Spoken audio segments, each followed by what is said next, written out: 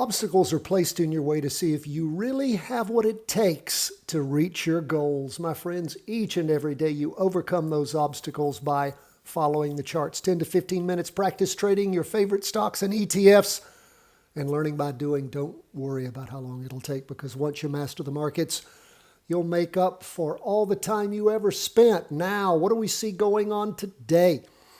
Again, not a lot of conviction out there, folks. We're not seeing anything in the way of volume. You can see that in the morning and the afternoon, even with that bump up in price.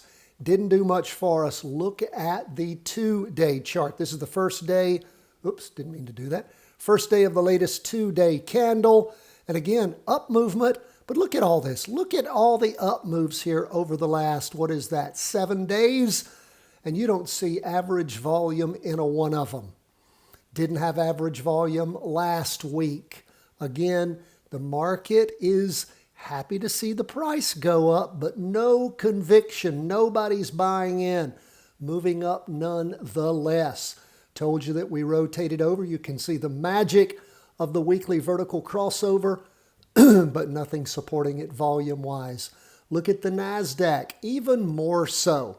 We got to go all the way back to, the morning. Well, we don't even hit average volume there. We got close, the morning of the 8th. But again, as we look, we can see things did move up higher, but again, no volume. Price is still going up, but again, waiting for a trigger to tear it down. What's up with bonds? Bonds going into the third week of a spinning top. Well, doji spinning top and whatever you call this first day. Again, no conviction, no volume in bonds. You got to go all the way back to the afternoon of Tuesday, the 31st of March. So again, where are we? We're just hanging there with no volume.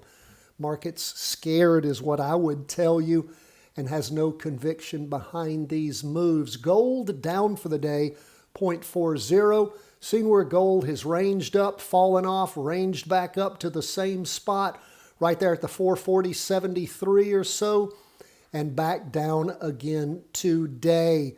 Look at the volume here. You can see no volume on the 2 days since average volume back on the 31st. And again, low volume last week. This week, at least the first day, almost half the volume of all of last. I'm sorry. No, that was last week. Sorry. It's so little volume, I didn't even see it here. So again, not any conviction. And what do we see on Bitcoin? Same thing, up 0.03%, 0.05%, nothing. So again, as we look at volume, it's okay on Bitcoin there.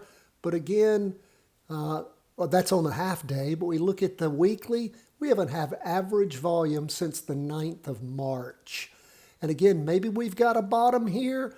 We do see a green up candle for the week, but again, it's 0.05% up. These are Heiken Ashi candlesticks. Down in the morning, popped up a little bit in the afternoon, and that is 0.05. So what is that? 0.05%. So not much. So that is where we are as things start off with low volume for the week. Not a lot of price.